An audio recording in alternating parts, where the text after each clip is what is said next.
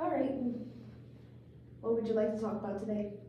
Well, I mean, I've kind of been going through it a lot. I mean, where I work, it's a very emotional environment, especially because you never know what's gonna come in through those doors.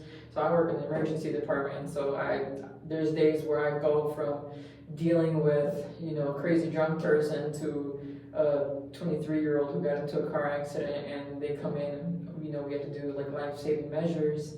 And I don't know, I feel kind of depressed about how, short life is, seeing a 23-year-old basically like dying in your arms, doing those chest compressions, blood all over, like, it's kind of traumatizing. And so, I kind of get depressed a little because I'm like, oh, that could be me. And so, like, I just don't know what to deal with my emotions when I walk into work because I never know what to expect. I see. So you can feel upset, sad, even depressed, like you said, because someone around your age or is your age is dying in front of you. You can't really do anything else to help them, and it's easy to imagine that could be you.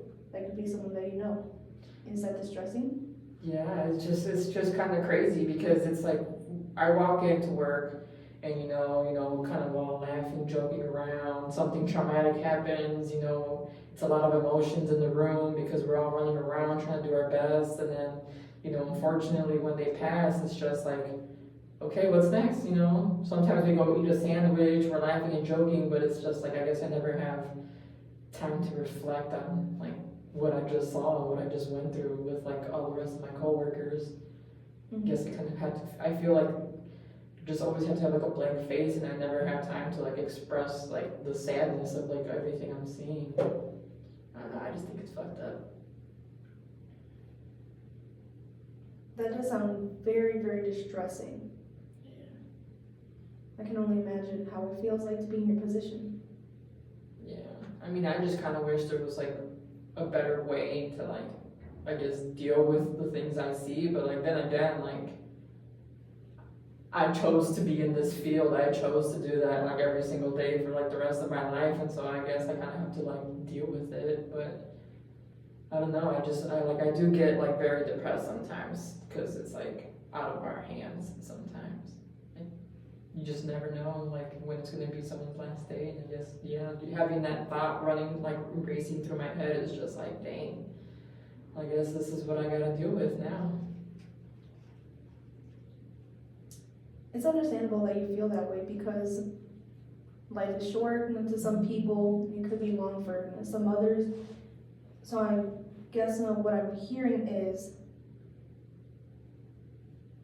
it's hard enough for you to manage everything that is going on from your day to day, and then going on with your day after you see something traumatic, one after the other, and then you just feel alone. And I guess it starts to affect my school too because like during class I'm thinking about like, dang, what could I have had done when I was at work the day before to like, help someone who came in because, I don't know, they got hit by a car, or there's this little kid who came in with a fever. Like I'm just running through my head like, oh man, I could have done this, I could have done that. It's just like all these like racing thoughts of like after like all the things that I could have done to like potentially help the person. I guess it just starts to drive me crazy, and I don't focus on school stuff anymore. It's understandable that would happen. Let's see. Do you think that taking time for yourself throughout the day, whether it's 5 minutes in the bathroom, doing some breathing exercises, or maybe just going to the gym, punching a punching bag, or having an outlet would help you? Yeah, I know that's something I've been trying to do. I mean, like I've been working a lot more lately because it's like the healthcare industry. Everyone calls off sick, everyone makes an excuse to not go into work. We're always so short staffed, and it's just like so many people are coming in, and it's just like we barely have time to like breathe. But like I know that's something that I've been trying to do lately, and you know, make sure that I like take time for myself. But like it's been so hard, man. I hear a lot about taking time for yourself, self-care. What are small ways that you take care of yourself? Whether it's putting a good song on your playlist, blasting that song, or multiple songs going home, picking up a snack at a gas station, maybe going to Starbucks, McDonald's. I know I'm a big foodie, so I always like hang out with my brother either like before or after because I always work in the afternoon. So it's like sometimes I'll like go chill with my brother for a bit, and then we'll just kind of like talk about how our day's been. But like we always try to find a new place to eat. I mean, I guess that's one thing I've been doing lately. Like it's just to like get my head out of like everything I've been dealing with at work. It sounds like you enjoy your time with your brother and it really relaxes you. Oh yeah, he's what keeps me going. He's my motivation to like, you know, keep doing you know, try not to let a lot of things like get into your head so much, kind of just like decompress and like enjoy the people that you have around you. You really value family, don't you? And mainly my brother and my sister and my parents, and it's just my brother, mainly. Yeah. And I believe, no, we still have a couple more minutes. Awesome.